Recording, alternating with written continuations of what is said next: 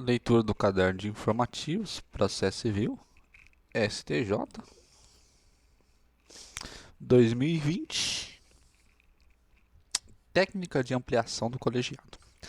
Aplica-se a técnica de ampliação do colegiado quando o tribunal, por maioria, der provimento a embargos de declaração para reformar a decisão embargada e, por consequência, reformar a decisão parcial de mérito prolatada pelo juiz de primeira instância.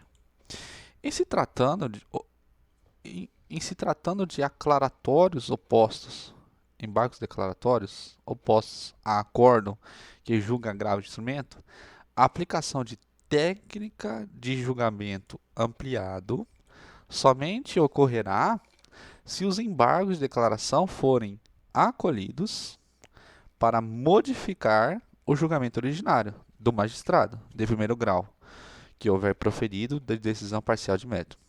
Quando se tratar de embargos de declaração contra acordo que decidiu agravo de instrumento, só será caso de ampliação do colegiado se, ao julgar os embargos declaratórios, o colegiado, por maioria, deliberar por reformar decisão de mérito. O que significa dizer que se terá, por deliberação não unânime, atribuindo efeitos infringentes aos embargos de declaração, reformando-se a decisão embargada. E por conseguinte, reformando a decisão parcial de mérito prolatada pelo órgão de primeira instância. IRDR. O procedimento de distingue, previsto no 1037, parágrafo 9 e 13, aplica-se também ao incidente de resolução de demandas repetitivas. Importante. O procedimento de alegação distingue entre a questão submetida a julgamento entre a questão debatida no processo e a questão submetida ao julgamento sob o rito do recurso repetitivo previsto no artigo 1037, parágrafo 9 e 13, aplica-se também ao IRDR. Incidentes de resolução de demandas repetitivas. Exemplo, o TJ de São Paulo está recebendo milhares de apelação, discutindo se os bancos podem ou não cobrar a tarifa bancária X. É instaurado o IRDR no TJ para decidir o tema. O desembargador relator determina a suspensão de todos os processos pendentes, individuais e coletivos, que tramitam no Estado de São Paulo envolvendo a cobrança de tarifa bancária X. Antes da instauração do IRDR, Pedro havia ajuizado na comarca de Santos ação contra o Banco Itaú, questionando a cobrança de tarifa X. O processo estava tramitando normalmente, mas o juiz foi informado de que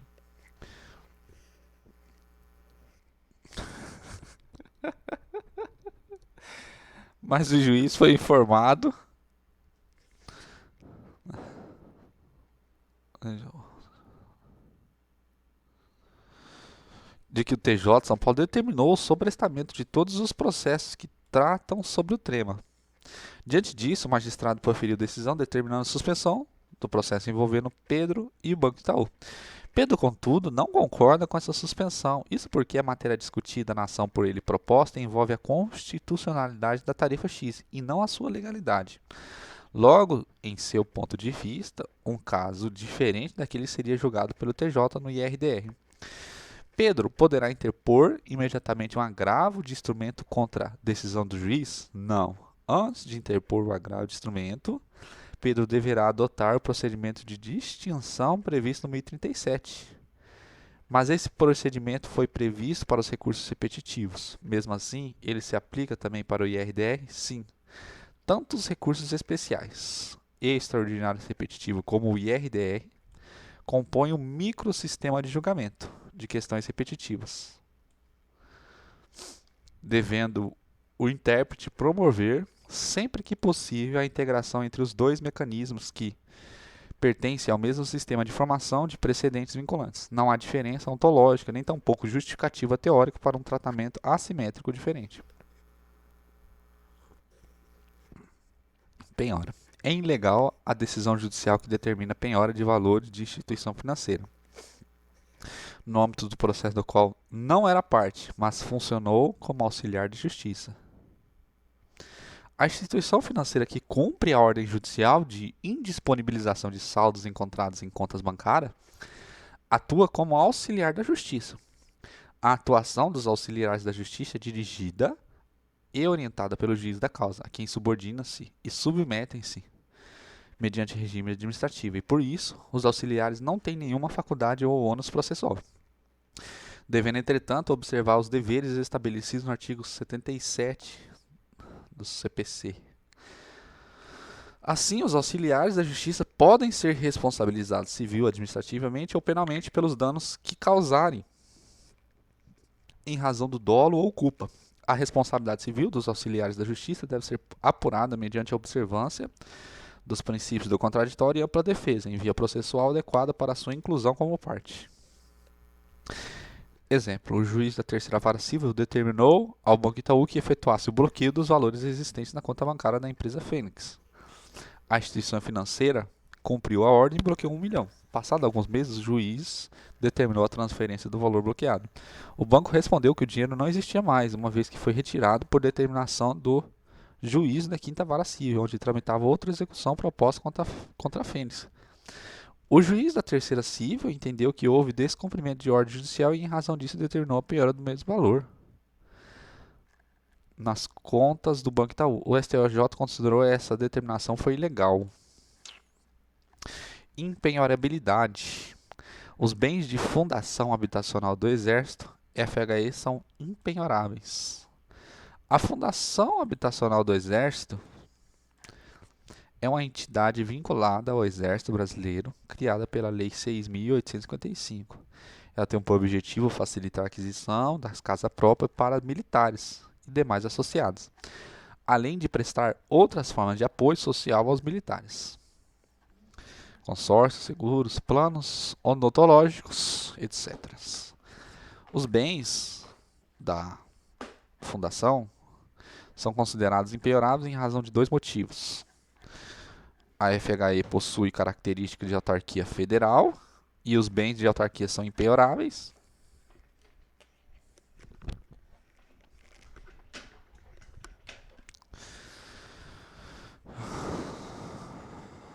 E o artigo 31 prevê que o patrimônio goza de privilégios próprios da fazenda pública, inclusive quanto à impenhorabilidade. Execução fiscal. Termo inicial de prescrição para redirecionamento em caso de dissolução irregular da empresa. O prazo de redirecionamento da execução fiscal, fixado em 5 anos contados da diligência de citação de pessoa jurídica, é aplicável quando o referido ato ilícito previsto no 135.3 for precedente a esse ato processual. A citação positiva.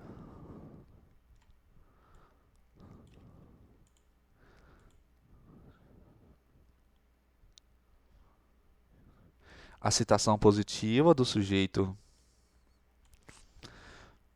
passivo devedor original da obrigação tributária, por si só, não provoca o início do prazo prescricional, quando o ato de dissolução irregular for a ela subsequente, uma vez que, em tais circunstâncias, inexistirá, na aludida data da citação, pretensão contra os sócios gerentes.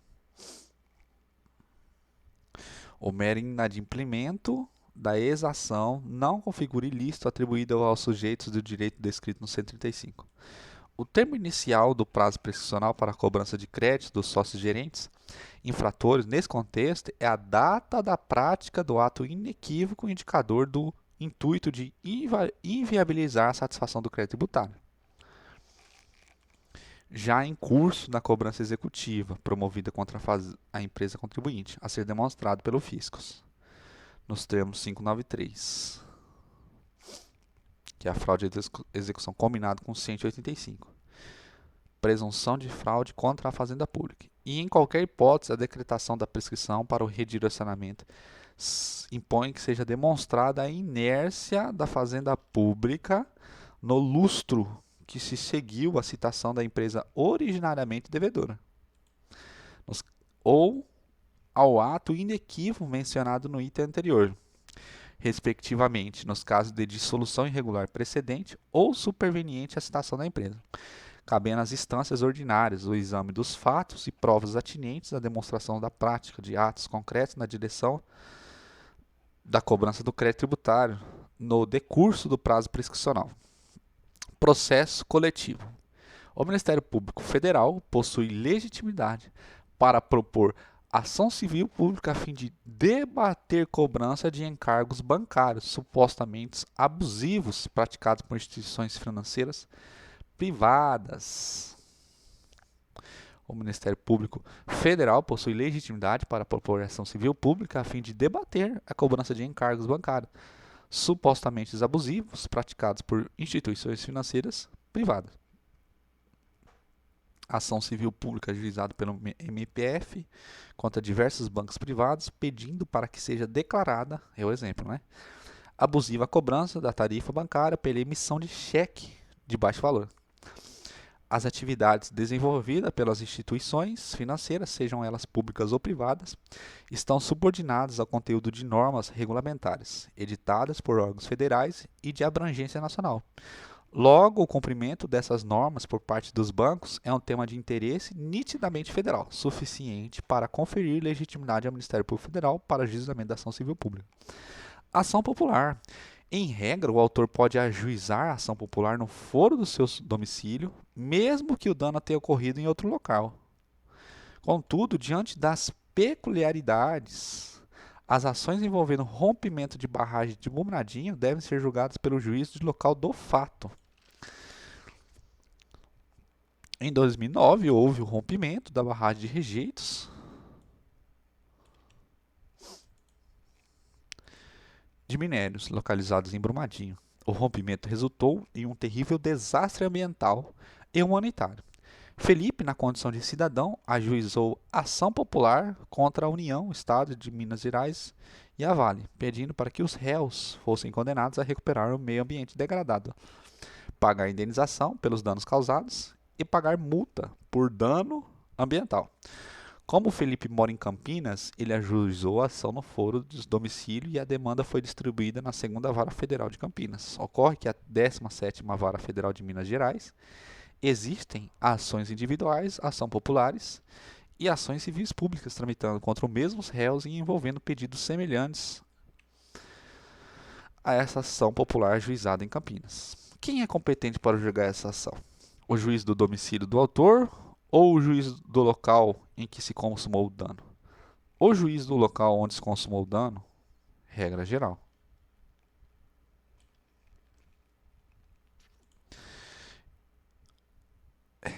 Em regra, o autor pode ajuizar a ação popular no foro do seu domicílio, mesmo que o dano tenha ocorrido em outro local. Isso porque, como a ação popular representa um direito político fundamental, deve-se facilitar o seu exercício. Exceção, o STJ entende que o caso concreto do Brumadinho, envolvendo Brumadinho, era excepcional, com inegáveis peculiaridades que impõem a adoção de uma solução diferente para evitar tumulto processual em situação de enorme magnitude econômica, social e ambiental. Assim, para o STJ é necessário superar excepcionalmente a regra. Entendeu que seria necessário adotar uma saída pragmática para permitir uma resposta do Poder Judiciário aos que sofrem os efeitos dessa grande tragédia. A regra geral do STJ deve ser usada quando a ação popular foi isolada. Contudo, no caso de Brumadinho, havia uma ação popular em Campinas, competindo e concorrendo com várias outras ações populares e ações civis públicas, bem como centenas, talvez milhares de ações individuais tramitando em Minas Gerais. Razão pela qual, em se tratando de competência concorrente, deve ser eleito o foro do local do fato. Em face da magnitude econômica, social e ambiental, no caso concreto, é possível a fixação do juiz do local do fato para o ajuizamento da ação popular, que ocorre com diversas outras ações individuais, populares e civis públicas decorrentes do mesmo dano ambiental. Cumprimento de sentença. O credor pode optar pela remessa dos autos ao foro de domicílio do executado, mesmo após o início de cumprimento de sentença. O inciso 2 do artigo 516 do CPC prevê que o cumprimento da sentença será feito perante o juízo que decidiu a causa no primeiro grau de jurisdição. O parágrafo único, por sua vez, afirma que o exequente poderá optar por ingressar com o cumprimento de sentença no juízo do atual domicílio do executado, no juízo local onde se encontram os bens sujeitos à execução, no juízo local onde deva ser executada a obrigação de fazer ou não fazer. É possível que o exequente faça a opção de que trata o parágrafo único do 516, mesmo após ter sido iniciado o cumprimento de sentença? Sim, o credor pode optar pela remessa dos autos ao foro de domicílio do executado, mesmo após o início de cumprimento de sentença. Para a incidência de multa do 523, parágrafo 1º, é preciso a efetiva resistência do executado ao cumprimento de sentença. João ingressa com o pedido de cumprimento de sentença, cobrando determinada quantia de Pedro. Após ser intimado a pagar, Pedro depositou em juízo o valor da condenação, mas apresentou petição, narrando que aquilo não era pagamento, e sim mera garantia do juízo, para obter o efeito suspensivo na futura impugnação. Hipótese 1. Pedro, logo em seguida ao ato acima, apresentou a impugnação ao cumprimento da sentença. A impugnação foi julgada improcedente. Pedro terá que pagar a multa, 10%? Sim. Veja, a multa que se refere ao 523 será excluída apenas se o executado depositar voluntariamente a quantia devida em juízo sem condicionar o seu levantamento a qualquer discussão do débito. Hipótese 2. Pedro depositou em juízo o valor da condenação e apresentou petição narrando que aquilo não era pagamento, e sim garantia do juiz. Apesar disso, Pedro não apresentou impugnação.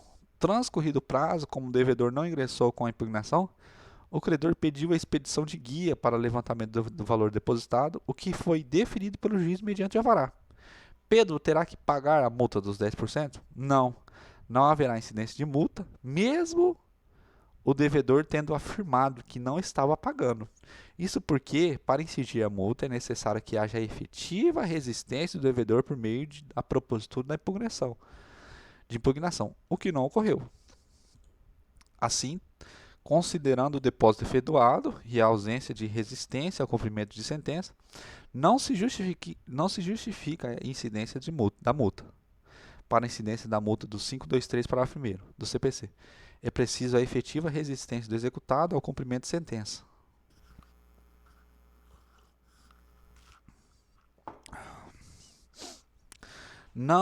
Execução. Não tendo sido prestada a garantia real, é desnecessária a citação em ação de execução como litisconsorte passivo necessário do cônjuge que apenas autorizou seu consorte a prestar aval. O cônjuge que apenas autorizou seu consorte a prestar aval nos termos do artigo 1647.3 do Código Civil, que a outorga uxória, não é avalista. Dessa forma, não havendo sido prestada a garantia real, não é necessária a sua citação como litisconsorte, bastando a mera intimação do cônjuge que apenas autorizou o aval.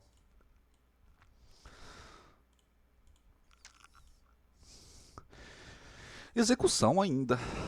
Juiz, no despacho inicial da execução, fixou os honorários advocatícios. Esse valor é, em princípio, provisório. Ocorre que, no curso da execução, foi firmado acordo entre as partes, sem nada dispor sobre honorários. O advogado poderá executar esse valor fixado no despacho inicial. Quando houver sentença homologatória de transação, firmada entre as partes, e esta não dispor sobre honorários comerciais, a decisão inicial que arbitra os honorários advocatícios em execução de título extrajudicial pode ser considerada títulos executivos. Cumprimentos de sentença. O requerimento de inclusão do nome do executado em cadastro de inadimplentes, nos termos que dispõe 782, parágrafo 3º, não depende de comprovação de prévia recusa administrativa das entidades mantenedoras dos respectivos cadastros. O parágrafo 3º do 782 prevê que o juiz, a requerimento da parte, pode determinar a inclusão do nome do executado nos cadastros de inadimplentes. Embora o magistrado não esteja obrigado a deferir o pedido de inclusão do nome de executado no cadastro de inadimplentes, visto que a norma não trata de uma imposição legal, mas uma mera faculdade atribuída ao juiz da causa, não se revela idôneo condicionar a referida medida prévia recusa administrativa das entidades mantenedoras dos respectivos cadastros. Assim, o credor pode requerer essa providência diretamente ao juiz, não sendo necessário comprovar que este pedido foi feito extrajudicialmente para as entidades mantenedoras do cadastro em que elas recusaram. Execução. Tratando-se de condenação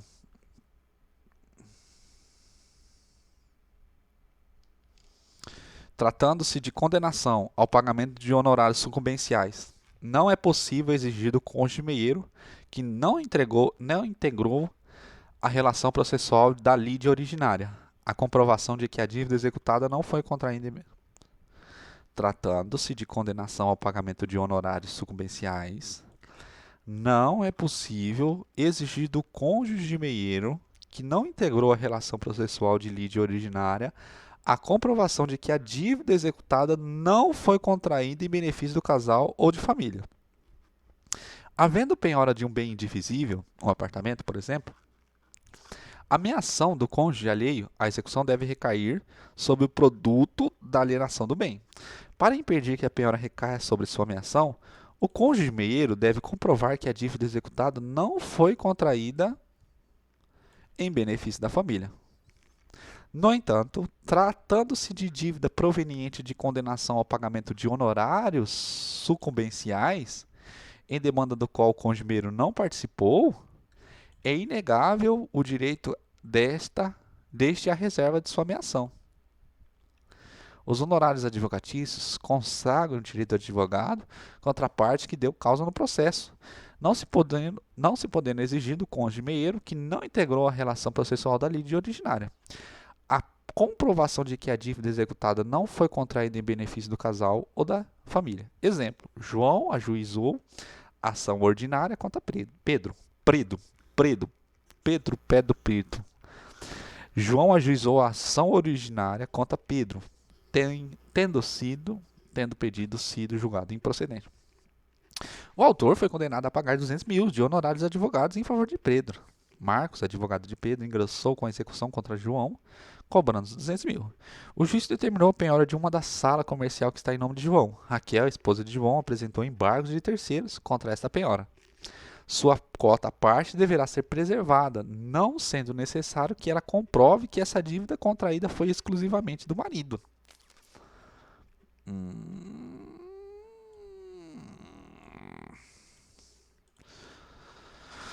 Petição inicial. O autor propôs ação monitória envolvendo duas notas promissórias. O juiz determina que ele traga aos autos o original de uma dessas promissórias, ele descumpre.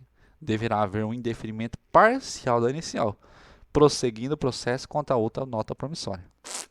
Descumprindo a determinação de emenda nupcial com relação à apresentação do original de uma das cártulas que embasou a monitória, não é juridicamente possível se falar em extinção total da demanda.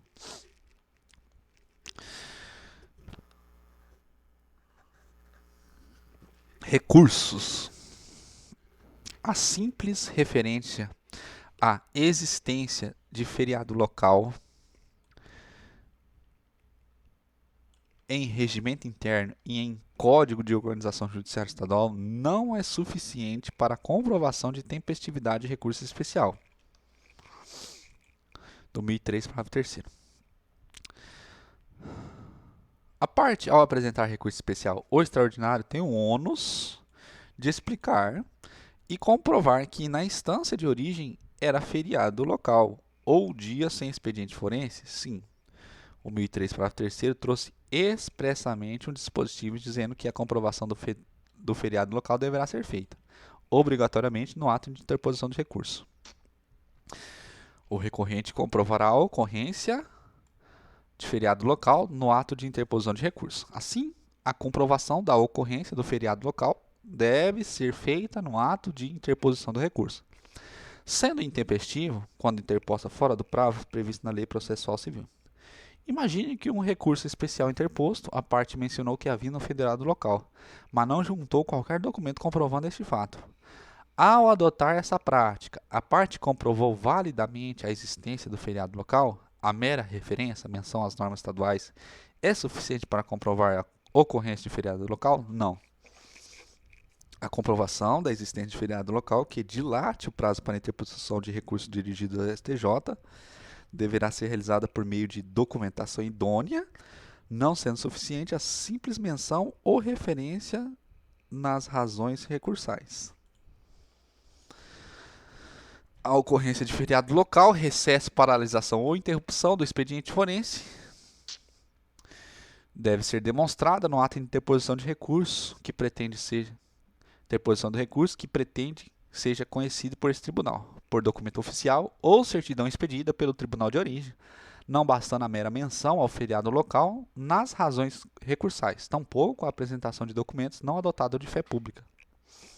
Ação rescisória. Se o autor da ação rescisória, fundada em violação literal a dispositivo de lei, afirma que a sentença rescindenda violou o artigo X da lei, o tribunal não pode julgar a rescisória procedente com base na violação do artigo Y, mesmo que se trate de matéria de ordem pública.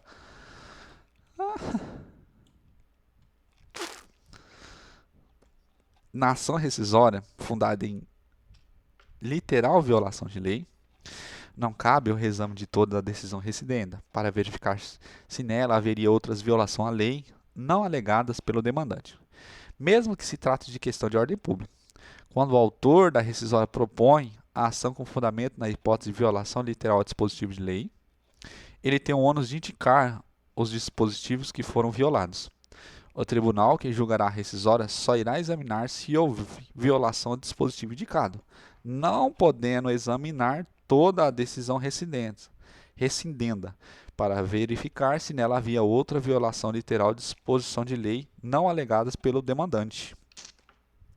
Nem mesmo ao argumento de se tratar de matéria de ordem pública. Desse modo, na ação rescisória fundada no 485.5, o juiz residente do tribunal se encontra vinculado aos dispositivos de leis pelo autor como literalmente violados, não podendo haver exame de matéria estranha apontada na inicial, mesmo que o tema possua natureza de questão de ordem pública, sob pena de transformar a ação rescisória em recurso, natureza jurídica que ela não possui. Cumprimento de sentença na execução de sentença que condenou ao pagamento de pensão mensal. O percentual de honorários de advogado deverá incidir apenas sobre as parcelas vencidas da dívida. No cálculo de honorários advocatícios devidos na fase de cumprimento de sentença, após escoado o prazo legal para o pagamento voluntário de obrigação, não devem ser incluídas as parcelas vincendas da dívida. Em ação de indenização, a empresa ré foi condenada a pagar 60 prestações mensais de um salário mínimo para o autor ofendido. Transitou em julgado e a empresa não pagou nada. Iniciou-se o cumprimento de sentença e a empresa está devendo 1 ano de pensão mensal. O valor a ser pago irá, portanto, aumentar. Isso porque incidirá 10% de multa e 10% de honorários de advogados, nos termos do parágrafo 1º do 523. Esses 10% dos honorários advocatícios incidirão apenas sobre as 12 prestações atualmente em atrasos, parcelas vencidas, ou sobre o total das 600 parcelas, sobre o total das 600 prestações, parcelas vencidas e também vincendas, apenas sobre as parcelas vencidas, no caso de 12. O parágrafo 1º do artigo 523 afirma que se não ocorrer o pagamento voluntário dentro do prazo de 15 dias, o débito será acrescido em 10%, a título de honorários, além de multa de 10%. A expressão débito para fins de honorários engloba apenas as parcelas vencidas de pensão mensal, visto que, em cumprimento de sentença, o devedor executado é intimado para quitar os valores exigíveis naquele momento. Não faz sentido condenar a parte executada ao pagamento de honorários de sucumbência sob prestações que ainda não venceram e, portanto, não são exigíveis. Não confundir com cálculo de honorários de advogado na ação de indenização com o objetivo de obter o pagamento mensal, de pensão mensal. Na fase de conhecimento, o percentual de honorário de advocatício deverá incidir sobre todas as parcelas vencidas e mais as 12 vincendas, ou seja, as parcelas vencidas mais um ano de parcelas vincendas. Na fase de cumprimento de sentença, o percentual de honorários advocatícios deverá incidir apenas sobre as parcelas vencidas. Presta atenção. Processo coletivo. A ação civil pública é possível a substituição de associação autora por outra associação, caso a primeira venha a ser sido dissolvida. Caso ocorra a dissolução da associação que ajuizou a ação civil pública, é possível a sua substituição no polo ativo por outra associação que possua a mesma finalidade temática. O microsistema de defesa do interesse coletivo privilegia o aproveitamento no processo coletivo, possibilitando a sucessão da parte autora pelo Ministério Público ou por algum outro legitimado, associação, mormente em decorrência da importância dos interesses envolvidos em demandas coletivas. Recursos. É possível afastar a intempestividade do recurso quando isso decorreu do fato de o site do tribunal ter disponibilizado informação equivocada que induziu a parte em erro. A tempestividade recursal pode ser aferida excepcionalmente por meio de informação constantes em andamento processual disponibilizado no sítio eletrônico, quando a informação equivocada disponibilizada pelo tribunal de origem induz a parte ao erro.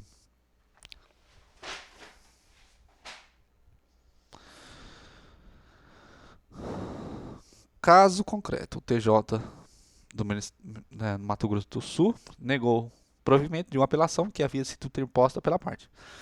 Na movimentação processual existente no TJ, constatou a informação de que o vencimento do prazo recursal para interposição de recurso contra o acórdão se daria dia 10, e assim no dia 10 a parte apresentou recurso especial contra o acórdão.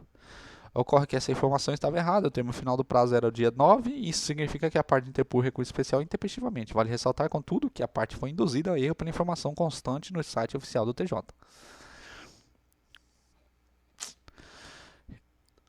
Recursos. A tese firmada por ocasião do RESP 1.800.013.684 é restrita ao feriado de segunda-feira de carnaval. Atualize o informativo 660.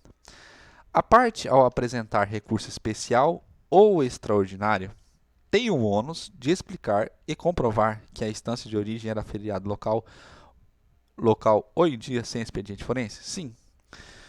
O 1003 do parágrafo 6º trouxe expressamente um dispositivo dizendo que a comprovação do feriado local deverá ser feita obrigatoriamente no ato de interposição do recurso. O recorrente comprovará a ocorrência do feriado local no ato de interposição do recurso. Assim, a comprovação da ocorrência do feriado local deve ser feita no ato da interposição de recurso, sendo intempestivo quando interposto fora do prazo previsto na Lei Processual Civil.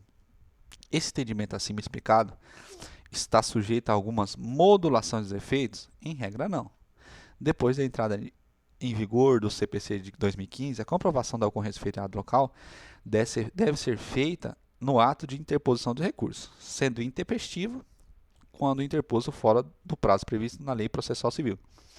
Este entendimento está em vigor desde o início da vigência de 2015, do CPC de 2015, e não se submete à modulação dos efeitos. Exceção. No caso de feriado de segunda-feira de carnaval, há uma modulação de efeitos. Segunda-feira de carnaval não é feriado nacional. No entanto, em diversos estados, trata-se de feriado local. Se o recurso especial foi interposto antes 18 de 11 de 2009, data da publicação do RESP, e a parte não comprovou que a segunda-feira de carnaval é feriado no tribunal de origem, é possível a abertura de vista para que a parte comprove isso mesmo após a interposição de recurso, sanar o vício. Antes. Se o recurso especial foi interposto depois de 18 de 11 de 2019 e a parte não comprovou que segunda-feira de carnaval era feriado no tribunal de origem, não é possível a abertura de vista para que a parte comprove esse feriado, ou seja, o vício não pode mais ser sanado. Agravo. Despacho que intima advogado para que o devedor cumpra a obrigação de fazer, sob pena de multa, possui aptidão para gerar prejuízo à parte e, portanto, pode ser impugnado por meio de recurso. Cabe agravo de instrumento contra o pronunciamento judicial que, na fase de cumprimento de sentença,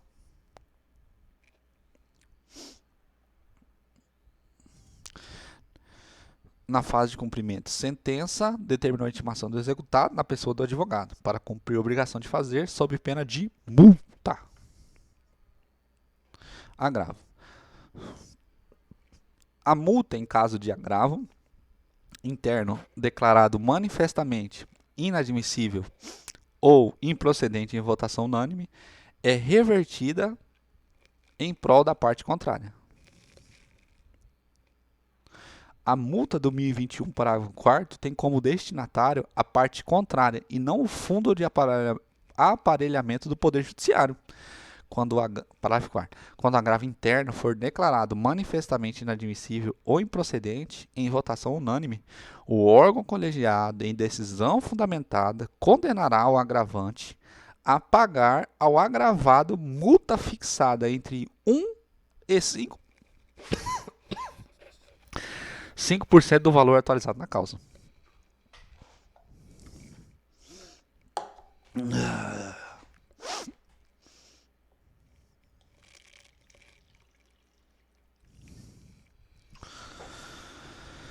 Suspensão de segurança. Excepcionalmente,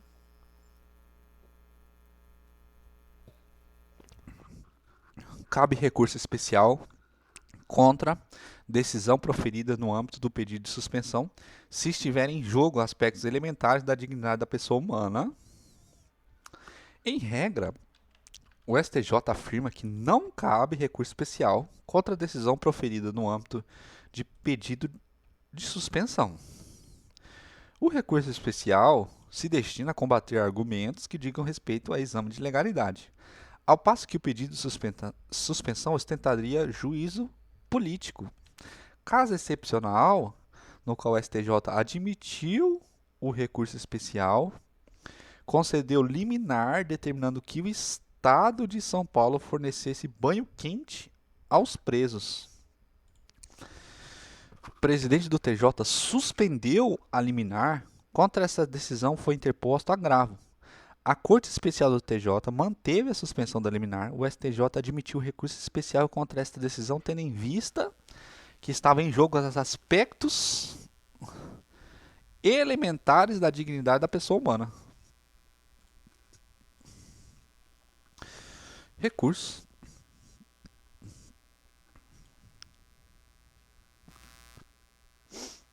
É possível afastar a intempestividade do recurso quando isso decorreu do fato de o site do tribunal ter disponibilizado informação equivocada que induziu a parte em erro. A mesma julgado anterior.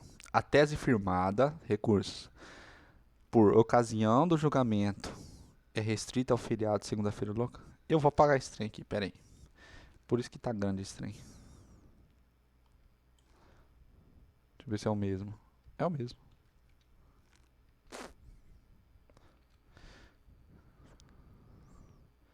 Mesma coisa. Por isso que tá imenso esse trem.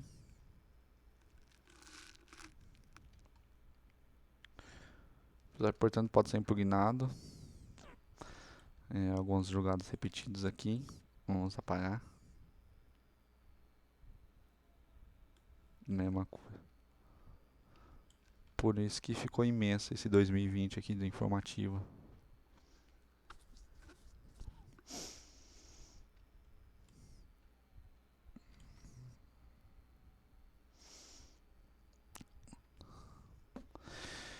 Execução. Coexistindo execução fiscal e execução fiscal. Coexistindo execução fiscal e execução civil contra o mesmo devedor, com pluralidade de penhoras recaindo sobre o mesmo bem. O produto de venda judicial, por força de lei, deve satisfazer o crédito fiscal em primeiro lugar. Ainda que perfectibilizada a arrematação de bem, objeto de penhora na execução civil, os valores levantados devem ser restituídos ao juízo, quando coexistindo execução fiscal ausente a prévia intimação da fazenda pública. Caso concreto, o banco ajuizou a execução contra o devedor e conseguiu a penhora de um imóvel. Algum tempo depois, a União ajuizou execução fiscal contra esse mesmo devedor e conseguiu a penhora desse mesmo imóvel. No primeiro processo do banco, o juiz autorizou a alienação judicial do bem, asta pública, e o dinheiro obtido foi depositado e o juiz, sem ouvir a Fazenda Nacional, autorizou que o banco fizesse o levantamento da quantia. Em uma situação como essa, o banco terá que devolver o dinheiro. Isso porque, coexistindo execução fiscal e execução civil contra o mesmo devedor, com pluralidade de penhoras recaindo sobre o mesmo bem, o produto de venda judicial, por força de lei, deve satisfazer o crédito fiscal em primeiro lugar. Suspeição. A falha procedimental consubstanciada na publicação antecipada de resultado de julgamento que havia sido adiado não gera suspeição do relator. A falha procedimental consubstanciada na publicação antecipada de resultado de julgamento que havia sido adiado não gera suspeição do relator. Esta falha não se enquadra em nenhuma hipótese taxativa de suspeição prevista no artigo 135 do CPC. As hipóteses taxativas de cabimento de exceção devem ser interpretadas de forma restritiva, sob pena de comprometimento da independência funcional assegurada ao magistrado no desempenho de suas funções. Agravo de instrumento. Não cabe agravo de instrumento, contra a decisão que aplica multa por ato atentatório à dignidade da justiça pelo não comparecimento à audiência de conciliação. Não cabe agravo. A decisão que aplica multa, a parte que deixa de comparecer à audiência de conciliação, sem apresentar justificativa adequada, não pode ser impugnado por agravo de instrumento, não se inserindo na hipótese do 1015-2. Tal decisão poderá, no futuro, ser objeto de recurso de apelação, na forma do 1009. Impugnação do valor da causa. O acolhimento de impugnação do valor da causa em momento posterior à decisão que julgou o mérito da causa principal não gera nulidade do processo.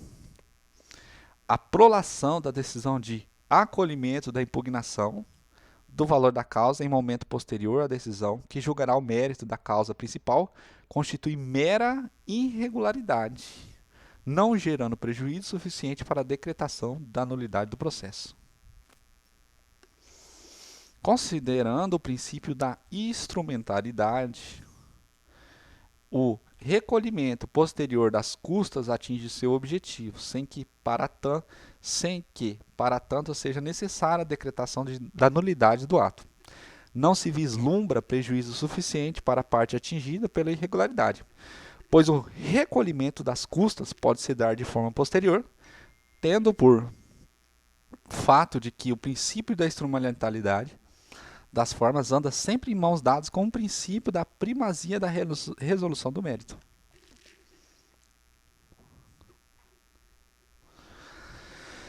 Recurso, tempestividade.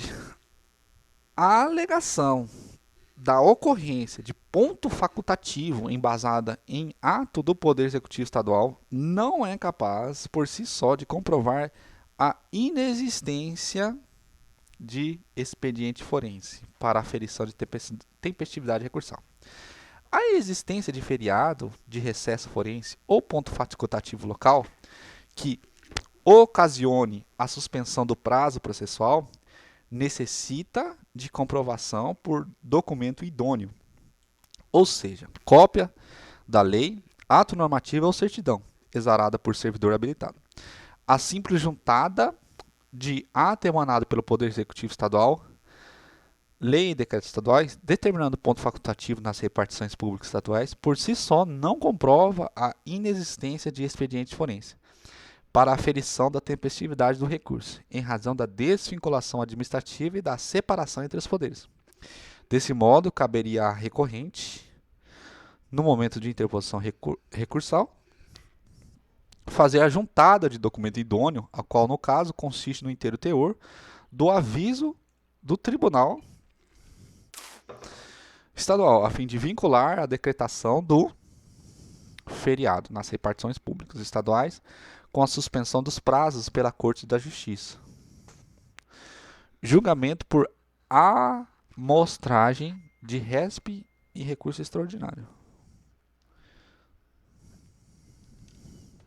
Não cabe reclamação para o controle de aplicação de entendimento firmado pelo STJ em recurso especial repetitivo. Não cabe reclamação para controle de aplicação de entendimento firmado pelo STJ em recurso especial repetitivo. A reclamação constitucional não trata de instrumento adequado para o controle da aplicação dos entendimentos firmados pelo STJ em recurso especial repetitivo. As hipóteses de cabimento de reclamação foram elencadas nos incisos do caput do 988. O parágrafo 5º trata de situações nas quais não se admite a reclamação. O parágrafo 5º foi introduzido pela Lei 13.256 de 2016 com o objetivo justamente de proibir reclamações dirigidas ao STJ e ao STF para controle de aplicação dos acordos sobre questões repetitivas. Essa parte final do parágrafo 5º é fruto de uma técnica legislativa. Se for admitida a reclamação nessa hipótese, isso irá em sentido contrário à finalidade do regime dos recursos especiais repetitivos, que surgiu como um mecanismo de racionalização da prestação jurisdicional do STJ, diante dos litígios de massa. O meio adequado e eficaz para forçar a observância da norma jurídica oriunda de um precedente ou para corrigir a sua aplicação concreta é o recurso, instrumento que, por excelência, destina-se ao controle e revisão das decisões judiciais.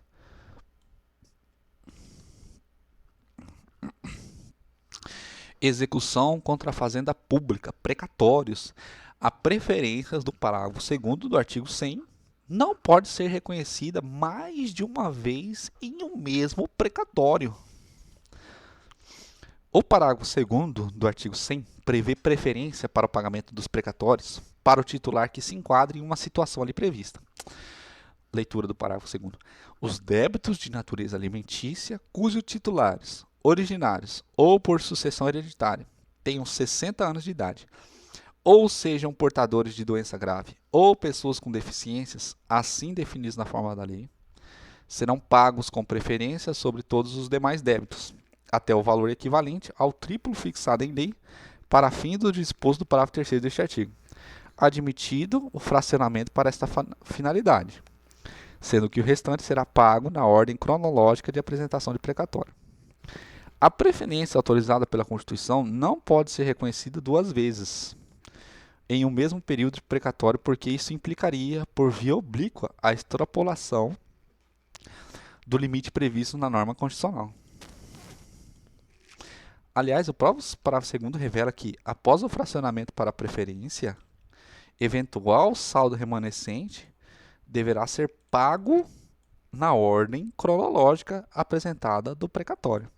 Portanto, as hipóteses autorizadas de preferência, idade, doença grave ou deficiência devem ser consideradas isoladamente em cada precatório, ainda que tenha como destinatário um mesmo credor.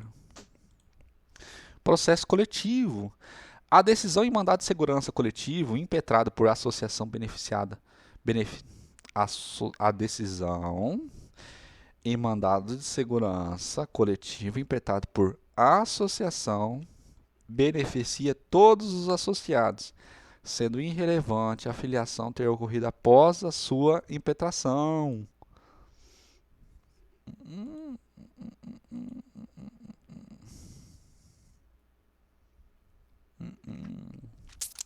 Ao julgar o tema 499, o STF fixou a seguinte tese: a eficácia subjetiva da coisa julgada, formada a partir da ação coletiva de rito ordinário, ajuizada por ação civil na defesa dos interesses dos associados, somente alcança os filiados, residentes no âmbito da jurisdição do órgão julgador, que o fossem em momento anterior ou até a data da propositura da demanda, constantes na relação jurídica juntada à inicial do processo de conhecimento. Essa tese do STF se aplica exclusivamente para as ações coletivas ajuizadas sob rito ordinário por associação quando atua como representante processual dos associados. Isso significa que tal entendimento não se aplica para mandados de segurança coletiva impetrados por associações. O mandado de segurança coletivo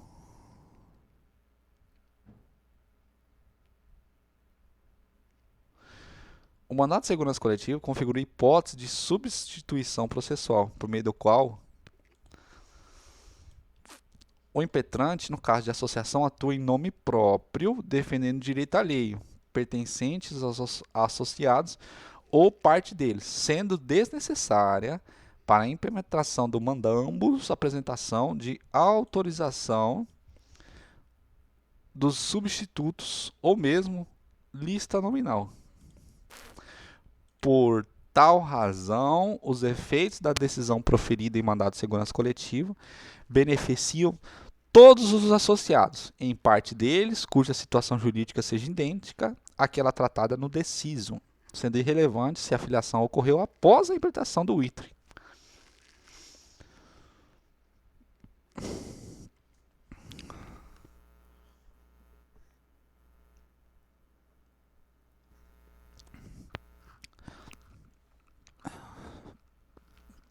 Ação rescisória. Inexistindo homologação judicial do pedido de renúncia, não se pode permitir a abertura do prazo decadencial de 2 anos para a propor rescisória, antes que ocorra a indispensável intimação da parte interessada. Em regra, a desistência do recurso ou renúncia ao prazo recursal constitui ato unilateral de vontade, que independe da aquiescência da parte contrária e produz efeitos imediatos, ensejando o trânsito julgado. Dessa forma, a desistência do recurso ou renúncia ao prazo recursal determinam, em regra, o trânsito em julgado da decisão impugnada, se não houver recurso pendente de julgamento para outra parte. Contudo, se ainda não houve homologação judicial, o princípio do contraditório impede que o trânsito em julgado seja conhecido antes da ciência da parte contrária. Não se pode permitir a abertura de prazo decadencial de 2 anos da ação rescisória antes que ocorra a indispensável intimação da parte interessada no fato processual que lhe dá origem. Nesse contexto, deve ser contado o prazo decadencial da data da intimação da parte contrária, após o pedido de renúncia. Impugnação ao cumprimento de sentença. Após a entrada em vigor do CPC de 2015, o juiz deve intimar o executado para apresentar impugnação ao cumprimento de sentença, caso tenha transcorrido o prazo para cumprimento espontâneo da obrigação na vigência do CPC de 73. O artigo 475J do CPC de 73 previa que o prazo para impugnação ao cumprimento de sentença somente era contado a partir da intimação do auto de penhora de avaliação. O artigo 525, por sua vez, no CPC de 2015, afirma que, transcorrido o prazo previsto no 523 sem o pagamento voluntário, inicia-se o prazo de 15 dias para o executado, independentemente de penhora ou nova intimação presente nos próprios autos e sua impugnação. Após a entrada em vigor do CPC de 2015, o juiz deve intimar o executado para apresentar impugnação ao cumprimento de sentença, caso tenha transcorrido o prazo para o cumprimento espontâneo da obrigação, na vigência de 73. Exemplo: a parte foi intimada dia 2 de março de 2016, ainda na vigência do CPC de 73, para pagar uma condenação judicial no prazo de 15 dias. Nos termos do 475J do CPC de 73, o prazo de 15 dias começou a ser computado no dia seguinte, terminando em 17/3, sem que tenha havido pagamento. No dia 18/3 entrou em vigor o CPC de 2015. Nesse exemplo, deve o juiz intimar o executado para apresentar impugnação ao cumprimento de sentença no prazo de 15 dias. Enunciado 530 do Fórum Permanente de Processualistas Civis. Eu acho que é isso. Após a entrada em vigor do CPC de 2015, o juiz deve intimar o executado para apresentar impugnação ao cumprimento de sentença em 15 dias, ainda que sem depósito, penhora ou calção, caso tenha transcorrido o prazo para o cumprimento espontâneo da obrigação na vigência do 73 e não tenha aquele garantido o juízo. Honorários advocatícios, se houve a extinção da execução fiscal,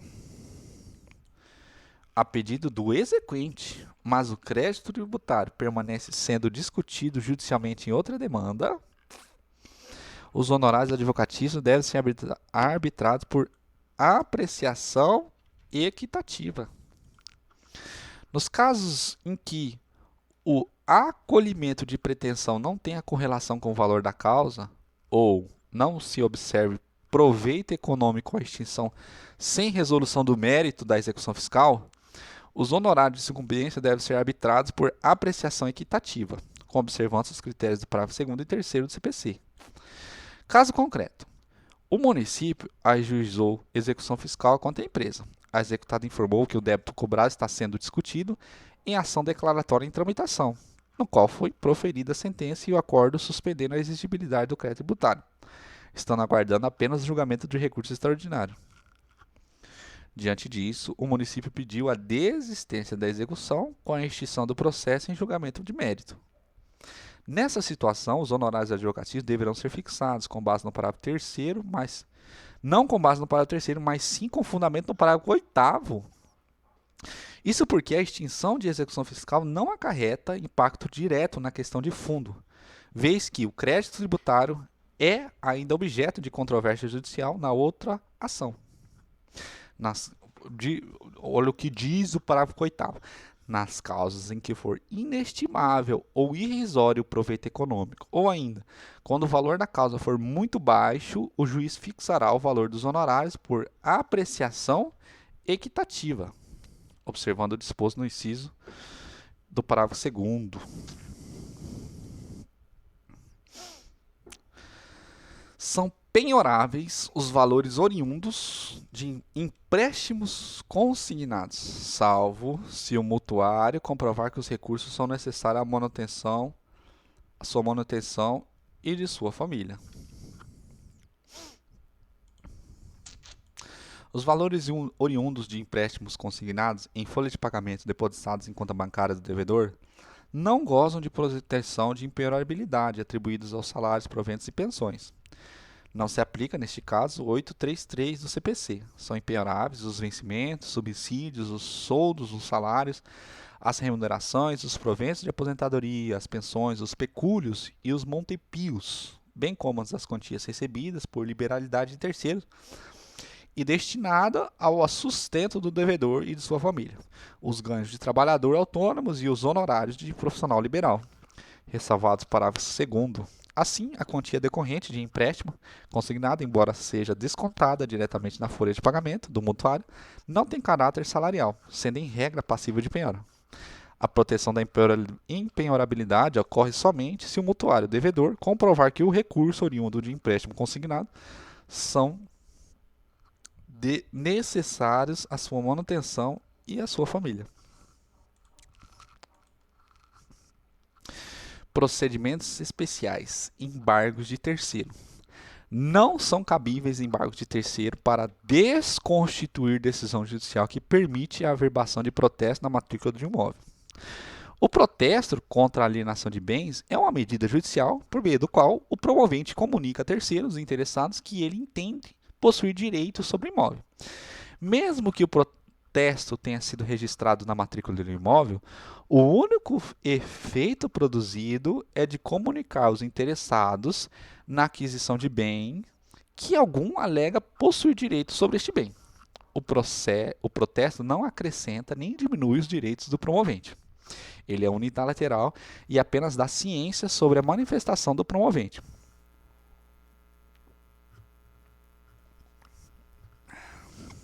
Se essa manifestação tem relevância ou não, isso somente será decidido no processo competente, se houver. Os embargos de terceiros são remédios processuais à disposição do terceiro prejudicado por um esbulho judicial, o qual se configura quando a atuação jurisdicional alcança bens que excedam os limites patrimonial da obrigação exigida. Em palavras mais simples, os embargos de terceiro têm por objetivo desfazer ato constritivo judicial que recai sobre determinado bem. Assim, é pressuposto dos embargos de terceiro a existência de um ato de constrição judicial sobre o bem que o terceiro alega por ser possuidor ou proprietário. A averbação do protesto na matrícula do imóvel não afeta a posse ou a propriedade de terceiro, alheio ao procedimento, e não configura a apreensão judicial. Logo, não são cabíveis embargos de terceiro contra essas determinações. Cumprimento de sentença. Ainda que citado pessoalmente na fase de conhecimento, é devida a intimação por carta do réu revel, sem procurador constituído para o cumprimento de sentença. Em regra, a intimação para o cumprimento de sentença é feita na pessoa do advogado do devedor. O devedor revel que tenha sido pessoalmente intimado na fase de conhecimento e mesmo assim ficou inerte, deverá ser intimado para o cumprimento de sentença por meio de carta com aviso de recebimento. Isso porque, neste caso, o devedor não terá procurador constituído nos autos. Parágrafo 2º do 503. O devedor será intimado para cumprir a sentença por carta com aviso de recebimento quando não tiver procurador constituído nos autos. Cumprimento de sentença. O acréscimo de 10% de honorários advocatícios, previstos no artigo 523, parágrafo 1º do CPC, quando não ocorrer o pagamento voluntário no cumprimento de sentença, não admite relativização. O parágrafo 1º do artigo 523 afirma que, se não ocorrer o pagamento voluntário dentro do prazo de 15 dias, o débito será acrescido em 10% a título de honorários, além de multa de 10%. Esse percentual de 10% não se admite mitigação, relativização, diminuição, pelo juiz por 3 razões. A própria lei tarifou expressamente esse percentual fixo. A fixação equitativa de verba honorária só tem lugar nas hipóteses em que o constatado que o proveito econômico é inestimável ou irrisório, ou o valor da causa é muito baixo. Os próprios critérios de fixação de verbas honorárias previstos no parágrafo 2º já estabelecem que o valor mínimo será de 10%. Expromissão. Compete ao juiz da execução realizar a alienação judicial eletrônica, ainda que o bem esteja situado em comarca diversa. Caso concreto.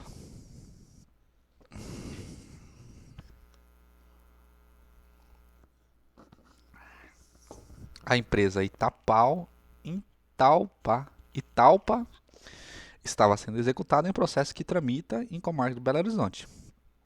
O juiz determinou a pena de um imóvel da empresa situada em São Paulo.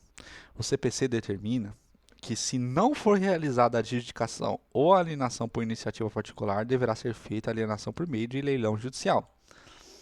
O leilão judicial deverá ser feito por meio eletrônico, salvo se isso não for possível. Essa alienação judicial eletrônica será feita pelo juízo de Belo Horizonte, onde tramita a execução, ou por meio de carta precatória pelo juiz de São Paulo, onde está situado o bem. Pelo juízo de Belo Horizonte, considerando que a alienação eletrônica permite a participação do procedimento mediante acesso simples à internet, sem a necessidade física no local do leilão. Não há motivos para que a realização do ato de alienação judicial eletrônica seja praticada em comarca diversa do juiz da execução. Direito processual civil. Prova testemunhal. Caso a testemunha tenha sido ouvida no juízo deprecado, pelo método audiovisual, de quem é a responsabilidade pela degravação do depoimento? Do juízo deprecante. Compete ao juízo deprecante a degravação de depoimento colhido nos autos da carta precatória por sistema audiovisual na vigência 2015.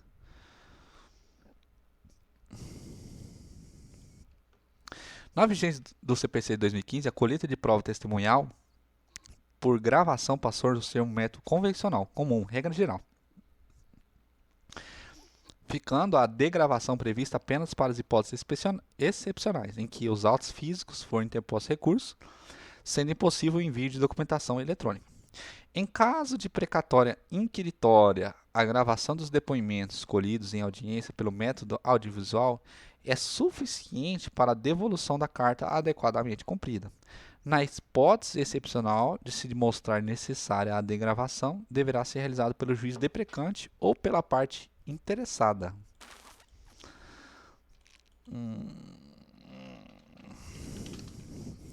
Recursos. Toda a matéria devolvida à segunda instância deve ser considerada apreciada quando o TJ ou TRF dá provimento à apelação por apenas um dos fundamentos expostos pela parte apelante, ignorando os demais.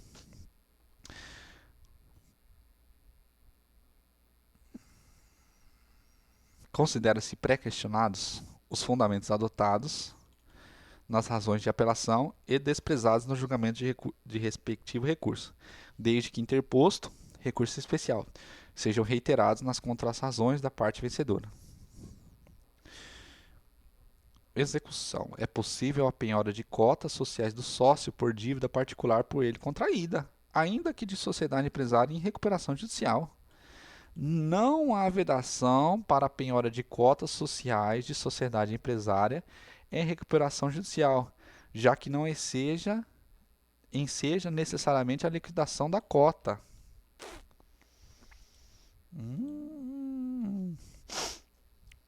Precatório. É prescritível a pretensão de expedição de novo precatório ou nova RPV após o cancelamento de que trata o artigo 2. O artigo 2 da Lei 13.463 previu que ficam cancelados os precatórios e as RPV federais expedidos e cujos valores não tenham sido levantados pelo credor e estejam depositados há mais de 2 anos em instituição financeira oficial. O credor poderá requerer a expedição de novo precatório ou nova RPV, na forma do artigo 3 da lei. Cancelado o precatório ou RPV, poderá ser expedido novo ofício requisitório a requerimento do credor. A lei não prevê um prazo para que o interessado formule esse pedido. Isso significa que essa pretensão é imprescritível? Não.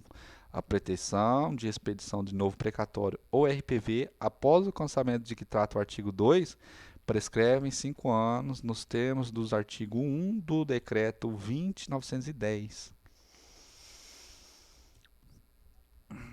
Execução fiscal. A ação cautelar de caução prévia à execução fiscal não enseja condenação em honorários advocatícios em desfavor de qualquer das partes. A questão decidida na ação cautelar de caução prévia tem natureza jurídica de incidente processual inerente à execução fiscal, não guardando autonomia a ensejar condenação em honorários advocatícios em desfavor de qualquer das partes. Meu prot. Não se pode alterar o índice de correção monetária fixado na sentença transitada em julgado, mesmo que o STF tenha declarado tal índice inconstitucional posterior à sentença. Nossa, bicho. Na fase de cumprimento de sentença, não se pode alterar os critérios de atualização dos cálculos estabelecidos na decisão transitada em julgado, ainda que para adequá-los ao entendimento do STF firmados em repercussão geral, sem que a decisão acobertada pela coisa julgada tenha sido desconstituída. Não é cabível ao juízo da fase de cumprimento de sentença alterar os parâmetros estabelecidos no título judicial, ainda que no intuito de adequá-los à decisão vinculante do STF. Execução. Arma de fogo pode ser penhorada. A arma de fogo pode ser penhorada e expropriada, desde que assegurada pelo juiz da execução a observância das mesmas restrições impostas pela legislação de regência para sua comercialização e aquisição. A técnica de julgamento ampliado também pode ser aplicada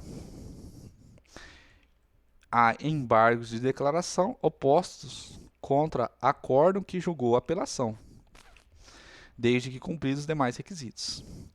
A técnica de julgamento ampliado do artigo 942 aplica aos aclaratórios opostos ao acórdão de apelação quando o voto vencido nascido apenas nos embargos for suficiente para alterar o resultado do julgamento, independentemente do desfecho não unânime dos atos dos declaratórios. A técnica de julgamento ampliado aplica-se aos embargos declaratórios opostos ao acórdão de apelação, quando o voto vencido, nascido apenas nos embargos, for suficiente para alterar o resultado inicial do julgamento, independentemente do desfecho não unânime dos declaratórios.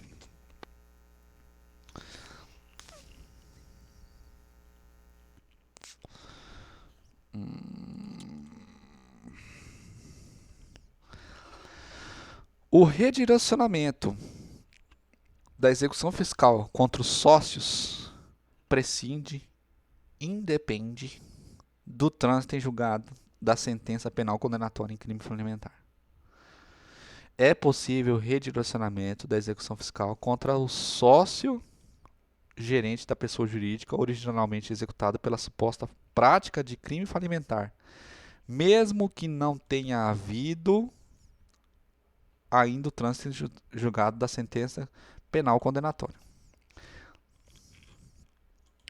Se há indícios ou provas de práticas de ato de infração à lei penal, a hipótese se submete ao 135 do CTN.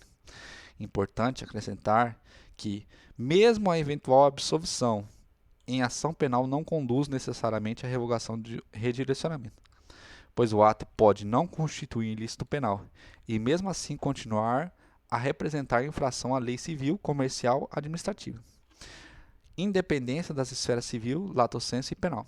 É por essa razão que caberá ao juiz natural competente para processar e julgar a execução fiscal analisar caso a caso o conteúdo da denúncia pela prática de crime falimentar e decidir se cabe ou não o redirecionamento. Não é necessário, portanto, aguardar o trânsito em julgado da sentença penal condenatória para o juiz de execução fiscal analise o pleito de redirecionamento da execução fiscal contra o sócio.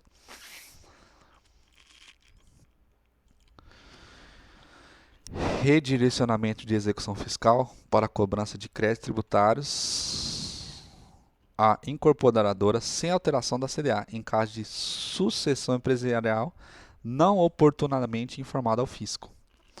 A execução fiscal pode ser redirecionada em desfavor da empresa sucessora para a cobrança de crédito tributário relativo ao fato gerador ocorrido posterior à incorporação empresarial e ainda lançado em nome da sucedida, sem a necessidade de modificação da certidão de dívida ativa. Quando verificado que esse negócio jurídico não foi informado oportunamente ao fisco. Princípios. O dever de seguir enunciado de súmula, jurisprudência ou precedente invocado pela parte, previsto no 489, parágrafo 1º, 6, abrange também o dever de seguir julgado pelo tribunal de segundo grau, distinto daquele que o julgador estava vinculado. O dever do 489, segundo o qual o juiz, para deixar de aplicar o enunciado de súmula, jurisprudência ou precedente invocado pela parte, deve demonstrar a existência de distinção ou superação, somente se aplica às súmulas ou precedentes vinculantes, mas não às súmulas e aos precedentes apenas persuasivos, como, por exemplo, os acórdãos proferidos segundo grau.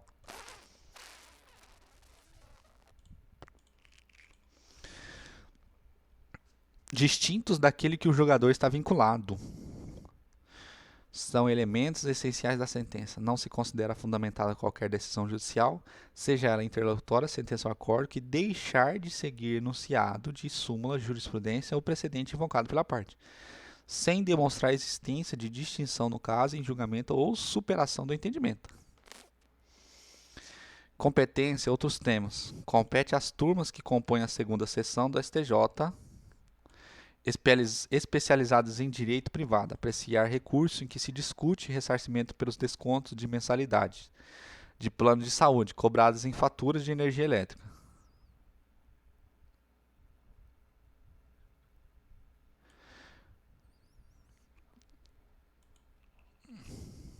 Compete a turmas que compõem a segunda sessão do STJ apreciar recursos em que se discute ressarcimento de desconto de mensalidades de plano de saúde cobrados em faturas de energia elétrica. Caso concreto, análise de recurso especial relacionado com a ação de indenização ajuizadas contra as concessionárias de energia elétrica pelo fato de ela ter inserido irregularmente na conta de energia elétrica do autor um desconto relacionado com mensalidade de plano de saúde.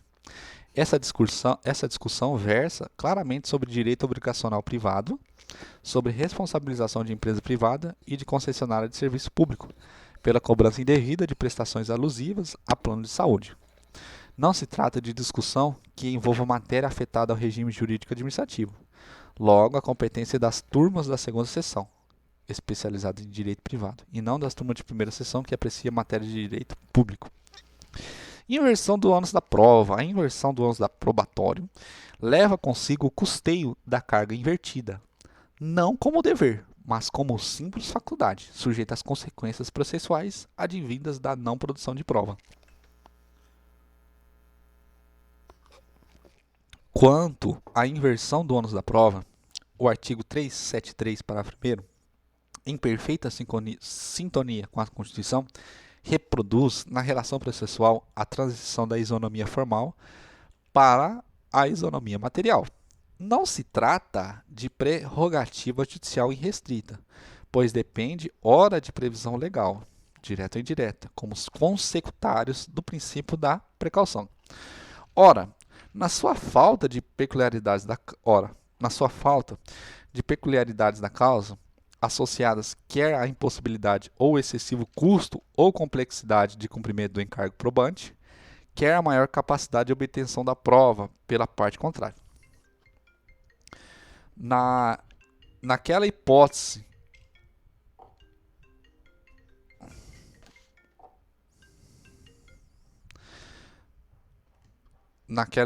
em reação à natureza espinhosa de produção probatória, a inversão foca em dificuldade do beneficiário da inversão.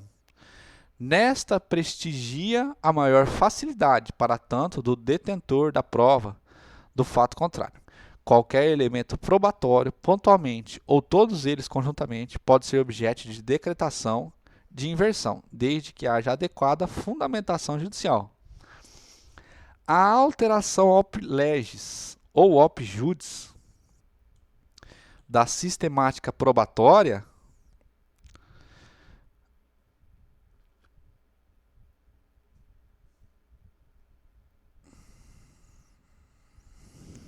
A alteração ao privilégio ou apjúdice da sistemática probatória ordinária leva consigo o custeio da carga invertida, não como dever, mas como uma simples faculdade. Logo, não equivale a compelir a parte gravada a pagar ou antecipar pagamento pelo que remanescer de ônus do beneficiário. Modificada a atribuição, desaparece a necessidade de a parte favorecida provar aquilo que, daí em diante, entregar o âmbito da inversão. Ilógico e supérfluo requisitar que produza o réu prova de seu exclusivo interesse disponível, já que a omissão em nada prejudicará o favorecido ou andamento processual, ou seja, a inversão não implica transferência ao réu de custas de perícias requeridas pelo autor na demanda, pois de duas ou uma. Ou tal prova continua com o autor e somente a ele incumbe, ou a ele comumente cabia e foi deslocada para o réu, titular da opção D, por sua conta e risco, cumpri-la ou não.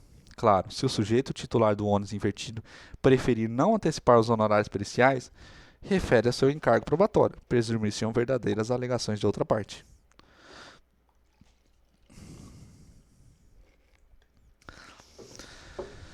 Recursos. É devido o pagamento de honorários advocatícios recursais quando o acórdão recorrido for publicado na vigência do CPC, mesmo que a sentença tenha sido proferida sob a égide do CPC de 73. Os direitos subjetivos decorrem da concretização dos requisitos legais, previsto pelo direito objetivo vigente.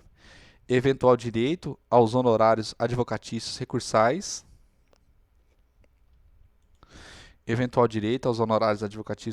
será devido quando os requisitos previstos. Os direitos subjetivos decorrem da concretização dos requisitos legais previstos pelo direito objetivo vigente. Eventual direito aos honorários advocatícios recursais será devido quando os requisitos previstos no 85, parágrafo 11, se materializam após o início da vigência deste Código. Por isso, o STJ editou o enunciado administrativo número 7 que somente nos recursos interpostos contra a decisão publicada a partir de março de 2006 será possível o arbitramento de honorários recursais, sucumbenciais recursais, na forma do parágrafo 11 do artigo 85. No caso concreto, a sentença foi proferida durante a vigência de 73, porém o acórdão do TJ, que julgou a apelação contra a sentença, foi publicado durante a vigência do CPC 2015.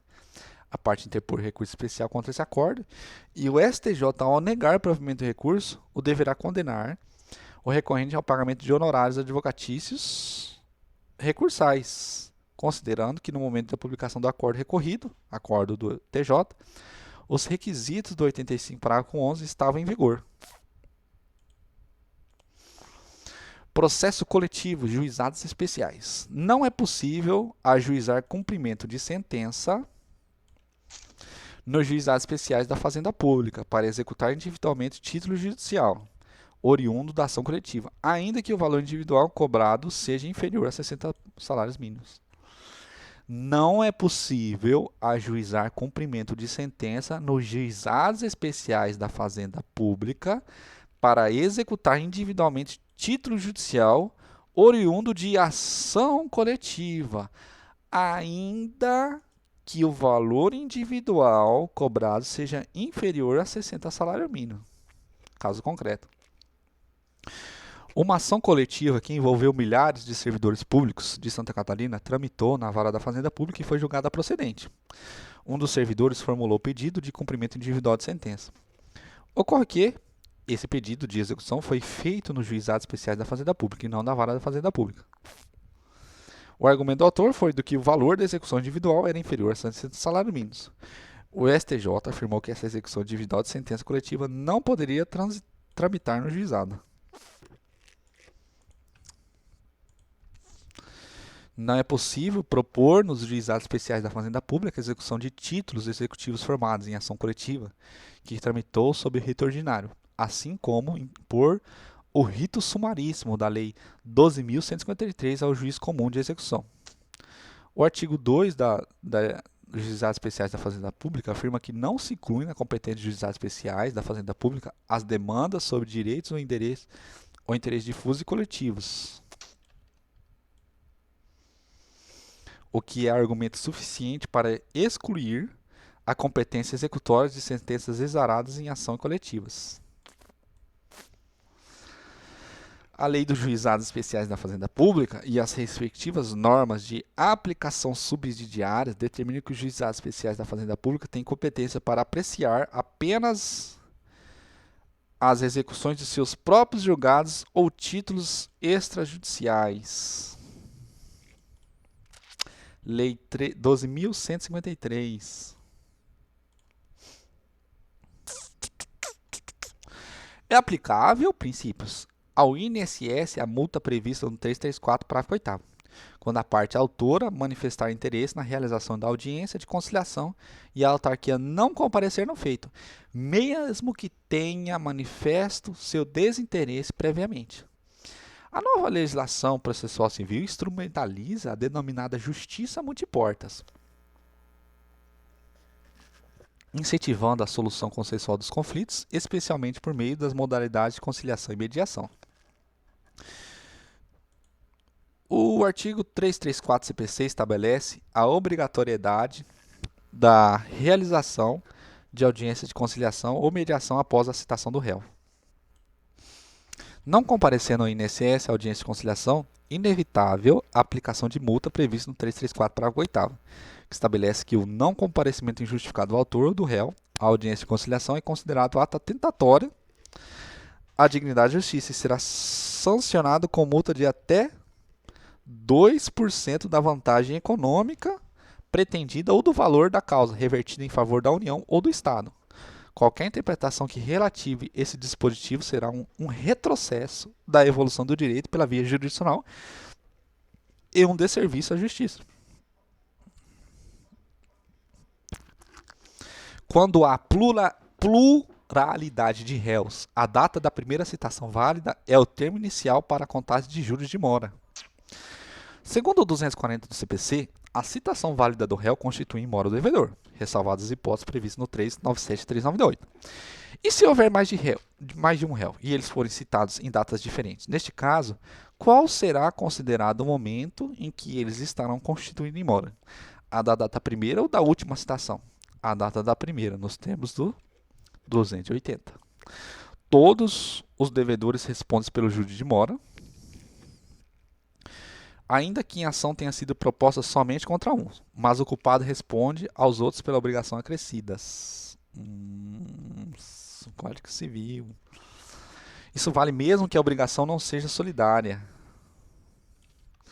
Os efeitos da citação não podem ser confundidos com o início do prazo para a defesa do litisconsórcio, por isso não se aplica para a constituição em mora a regra processual disciplinar no termo inicial do prazo para contestar. Reconvenção. É admissível a reconvenção sucessiva, também denominada reconvenção a reconvenção, desde que a questão não justifique a propositura tenha surgido na contestação ou na primeira reconvenção. Desde que a questão que justifique a propositura tenha surgido na contestação ou na primeira reconvenção. Caso concreto. Djalma ajuizou a ação contra Reinaldo, pedindo o pagamento de honorários advocatícios. Após ser citado, Reinaldo não apenas apresentou contestação, em que impugnou a existência da alegada dívida, como também propôs reconvenção, na qual formulou pedido de repetição de indébito, ao fundamento de que teria pagado o autor a títulos de honorário advocatício, valor maior do que o devido. Djalma foi intimado para responder à reconvenção e então propôs reconvenção à reconvenção, no qual alegou que o pedido de Reinaldo, devolução de valores alegados pagos a maior, é manifestamente incabíveis porque os valores foram fixados em decisão judicial, razão pela qual ele, Reinaldo, deve ser a pagar a sanção civil no 940.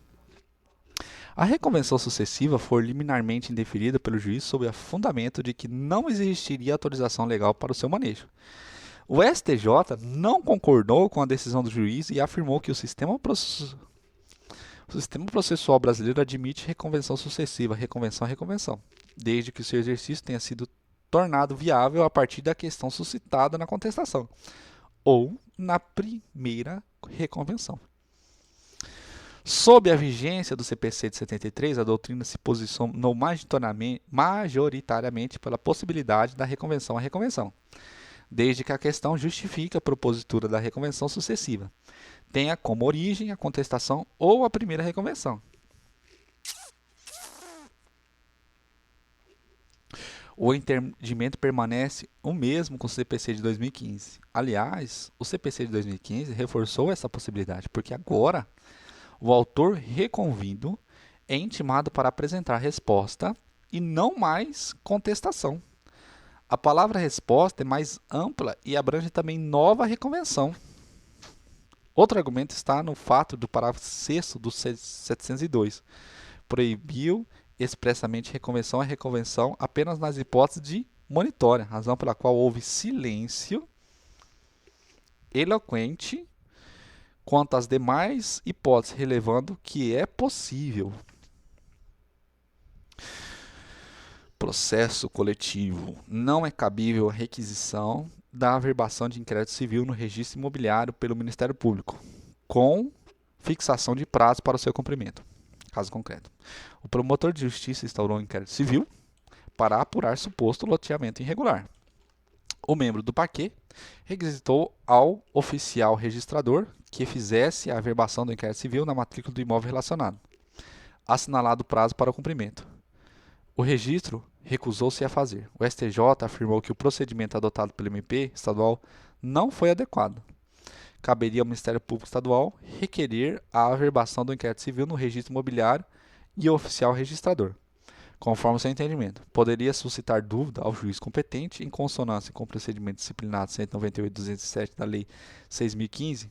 Todavia, o parquê estadual, ao invés de requerer a aludida averbação, requisitou a sua realização, fixando prazo para o seu cumprimento, o que não encontra amparo na legislação em regência.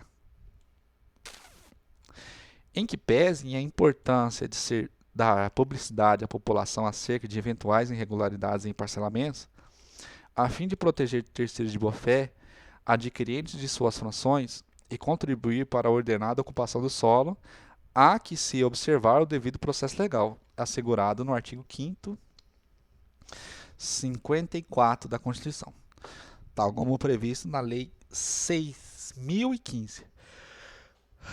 Vale ressaltar que o STJ afirmou que a decisão proferida não impede que o MP requeira, nos termos exigidos no artigo 13.3 da 6.015, a pretendida averbação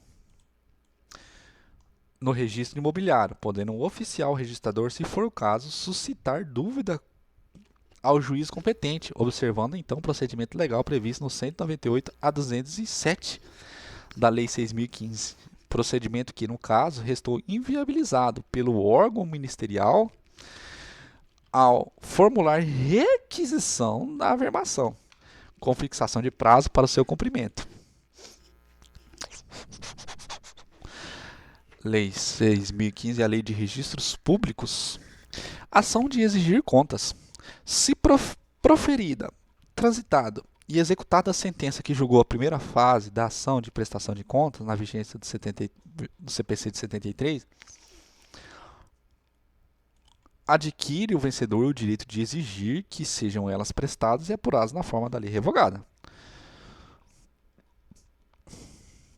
O procedimento da ação de prestação de contas, ação de exigir contas, tem como característica a existência em regra de duas fases. Primeira fase, nela o juiz irá decidir se existe ou não a obrigação do réu de prestar de contas. Se o julgador decidir que não, o processo encerra esta fase. Contudo, se decidir que sim, será aberta a segunda fase. Servirá essa segunda fase para que o réu propriamente preste as contas pleiteadas pelo autor e para que o julgador avalie se aquele o fez corretamente, reconhecendo a existência de saldo credor ou devedor. Imagine que o juiz, ainda na vigência 73, julgou procedente o pedido na primeira fase, condenando o réu a prestar contas exigidas. Houve o trânsito em julgado e o autor ingressou com cumprimento de sentença. Logo em seguida entrou em vigor o CPC de 2015. Neste caso, as contas serão prestadas segundo as regras do 73 ou 2015, de acordo com 73. O legislador processual adotou a teoria do isolamento dos atos processuais. Artigo 14 do CPC. Considerando que houve sentença e trânsito em julgado da primeira fase da ação, bem como o início da segunda fase da ação, tudo sob a égide do 73. Essa deverá ser a lei regente quanto ao modo de apuração dos débitos, créditos e saldos porventuras existentes, na medida em que o autor adquiriu o direito de exigi-los, na constância da lei revogada. Honorários advocatícios. São devidos os honorários de sucumbências ao procurador que não participou de acordo firmado entre as partes, realizado e homologado antes do trânsito em julgado da sentença que fixou tal verba. Condomínio ajuizou a ação de indenização contra a empresa de engenharia em razão do serviço que não foi bem realizado. O juiz julgou parcialmente procedente, condenando a empresa a pagar 200 mil. Ambas as partes apelaram. O TJ manteve a sentença, mas antes que houvesse trânsito em julgado, as partes ingressaram com petição afirmando que havia feito um acordo de 150 mil.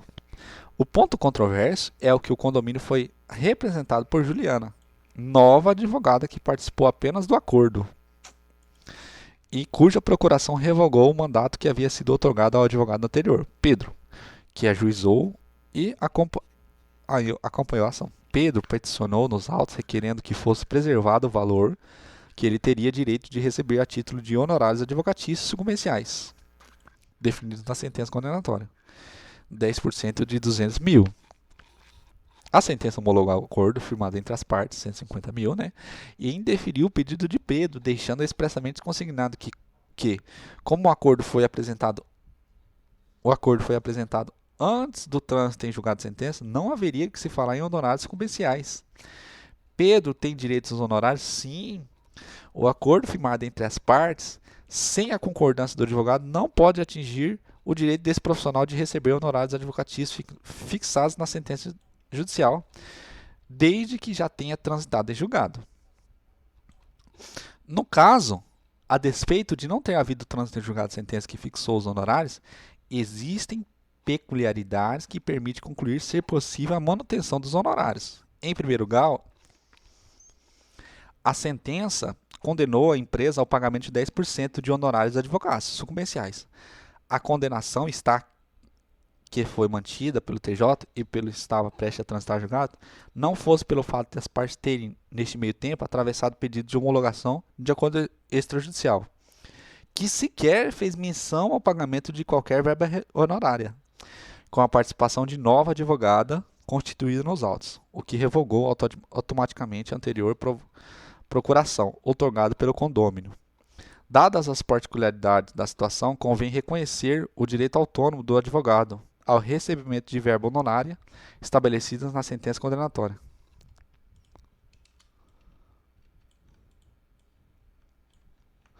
O fato de estar caracterizada a sucumbência recíproca não afasta a condenação das partes litigantes ao pagamento de honorários sucumbenciais. O artigo 85 do CPC afirma que a sentença condenará o vencido a pagar honorários ao advogado do vencedor. No honorário advocatícios contratuais existe uma relação jurídica da parte do seu advogado. Nos honorários advocatícios sucumbenciais, a relação jurídica se estabelece entre a parte litigante e o advogado da parte contrária. Não se pode adotar o entendimento de que, havendo sucumbência recíproca, cada parte se responsabiliza pelos honorários advocatícios sucumbenciais do seu respectivo advogado. Isso porque, no caso de deferimento de gratuidade de justiça, por exemplo, esse entendimento faria que houvesse um conflito de interesse entre o advogado e a parte beneficiária por ele representada, criando situação paradoxal de um causídico defender um benefício ao seu cliente, que de forma reflexa o prejudicaria. Além disso, nas hipóteses em que a sucumbência recíproca não é igualitária, a prevalência do entendimento que cada uma das partes arcará com os honorários sucumbenciais do próprio casuístico que constituiu poderia dar ansejo à situação de um advogado da parte que sucumbiu, mas no processo recebeu uma parcela maior dos honorários de sucumbência.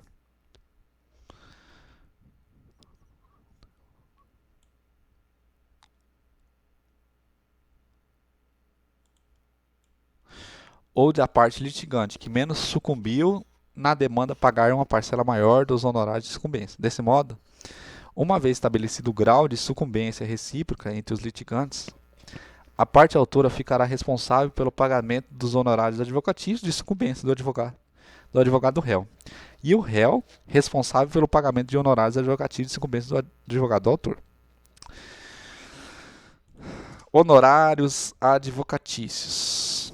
O parágrafo 11 do artigo 85 trata sobre possibilidade, na fase de recurso, haver a majoração de honorários advocatícios.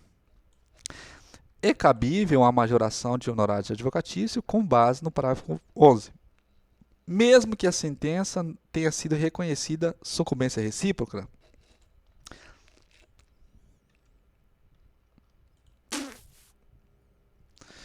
Não.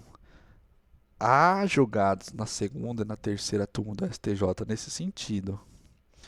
Não cabem honorários advocatícios recursais na hipótese de inexistência de condenação prévia em honorários sucumbenciais principais, quando, por exemplo, houver estipulação de sucumbência recíproca.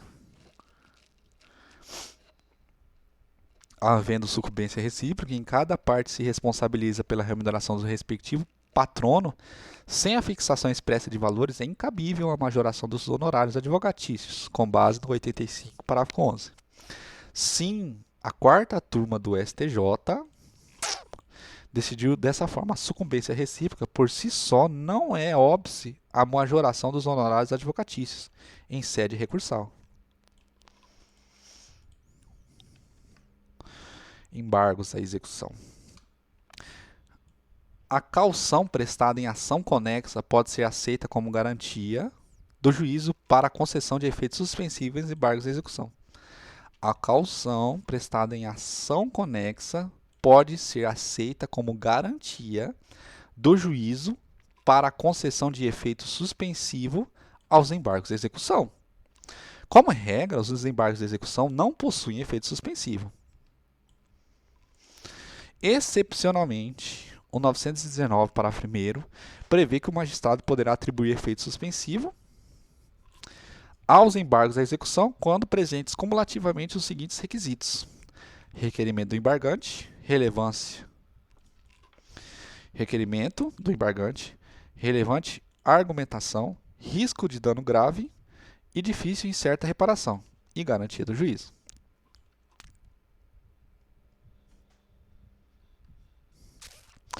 Caso concreto, a empresa ajuizou ação de execução contra João, alegando ser credora de 300 mil, decorrentes do inadimplemento de contrato de locação de equipamentos firmado entre as partes. João, antes do ajuizamento da ação de execução, já havia ajuizado a ação de rescisão contratual cumulada com declaração de inexigibilidade de débito, questionando a rigidez do contrato, bem como a ação cautelar de sustação de protesto, onde foi oferecido o bem imóvel em garantia em valor superior da execução. Como houve caução na ação cautelar e tendo em vista que o débito ali discutido é o mesmo que se cobra na ação de execução, não há por que se determinar que o devedor ofereça nova caução, podendo ser aproveitada a garantia do juízo que já foi prestada na ação conexa, para que seja concedido o efeito suspensivo aos embargos de execução. Precatório. É imprescritível a pretensão de expedição de novo precatório ou nova RPV após o cancelamento de que trata o artigo 2. Repetindo. Traz a segunda corrente aqui.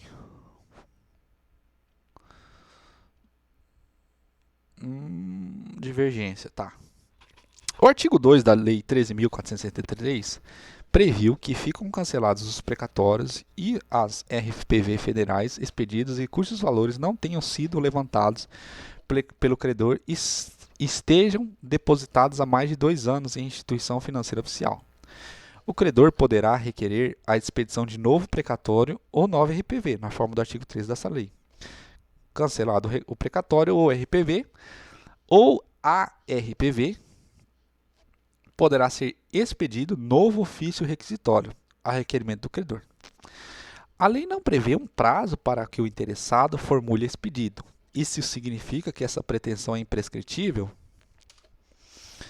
Sim, é imprescritível a pretensão de expedição de novo precatório ou nova requisição de pequeno valor. A lei não previu prazo prescricional. De acordo com o sistema jurídico brasileiro, nenhum direito perece sem que haja previsão expressa do fenômeno apto a produzir esse resultado. Portanto, não é lícito estabelecer-se, sem lei escrita, ou seja, arbitrariamente, uma causa inopinada da prescrição. STJ, primeira turma. A segunda corrente, não.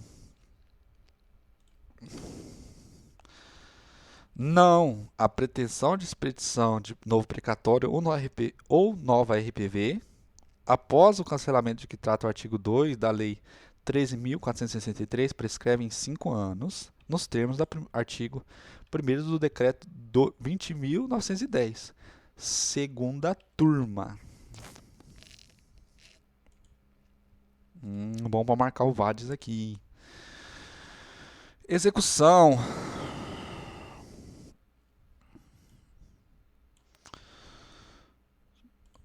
Tá longe? Tá perto, tá perto, tá perto, tá perto. Oh, só falta mais 2 páginas. Juiz não pode se recusar a determinar a inclusão do nome do executado em cadastro de inadimplentes, sob o fundamento que o exequente teria condição de fazer isso diretamente.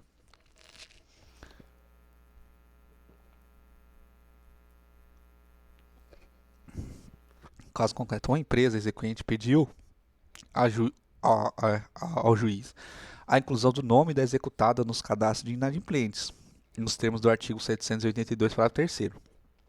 O requerimento foi indeferido pelo magistrado sob o argumento de que a exequente possui condições de pedir diretamente a inscrição. O STJ não concordou com a recusa. O requerimento da inclusão do nome da executada em cadastro de inadimplentes não pode ser indeferido pelo juiz tão somente sob o argumento de que as exequentes possuem meios técnicos e expertise necessárias para promover por si mesmas a inscrição direta junto aos órgãos de proteção de crédito. O artigo 782 prevê que o requerimento da parte, o juiz pode determinar a inclusão no nome do executado em cadastro de inadimplentes. O dispositivo legal que autoriza a inclusão do nome do devedor do cadastro de inadimplentes exige necessariamente o requerimento da parte, não podendo o juiz promovê-la de ofício. Ademais, depreende-se da redação do referido dispositivo legal que, havendo o requerimento, não há obrigação legal do juiz determinar a negativação do nome do devedor, tratando-se de mera discricionariedade. A medida, então, deverá ser analisada casuisticamente de acordo com as particularidades do caso concreto. Não cabe, contudo, ao julgador criar restrições que a própria lei não criou, limitando seu alcance, por exemplo, à comprovação de hipossuficiência da parte. Tal atitude vai de encontro com o espírito da efetividade da tutela jurisdicional, norteada de todo o sistema processual. Monitória. É cabível o pedido de repetição de indébito em dobro, previsto em 940, em sede de embargos monitórios. O réu citado na ação monitória pode apresentar embargos monitórios, que são uma forma de defesa semelhante à contestação. Os embargos podem se fundar em qualquer matéria que poderia ser alegada como defesa no procedimento comum.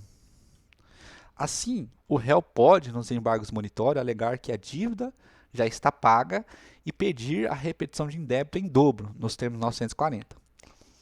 A condenação ao pagamento em dobro do valor indevidamente cobrado pode ser formulada em qualquer via processual, inclusive em sede de embargos de execução, embargos monitórios e ou reconvenção até mesmo em reconvenção, prescindindo de ação própria para tanto.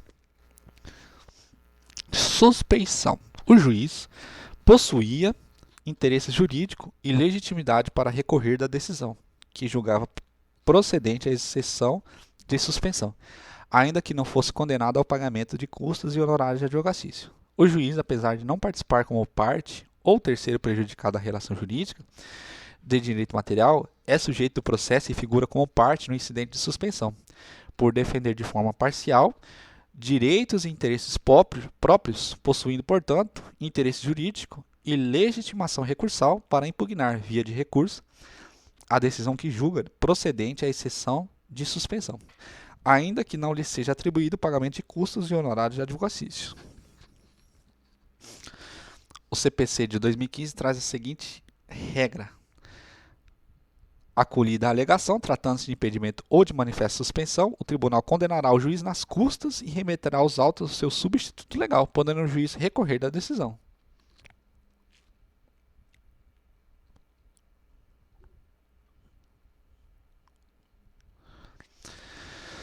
Recursos. É nulo acórdão genérico que, sob a justificativa da multiplicidade de recursos, alega ao juiz de primeiro grau a sua aplicação ao caso concreto.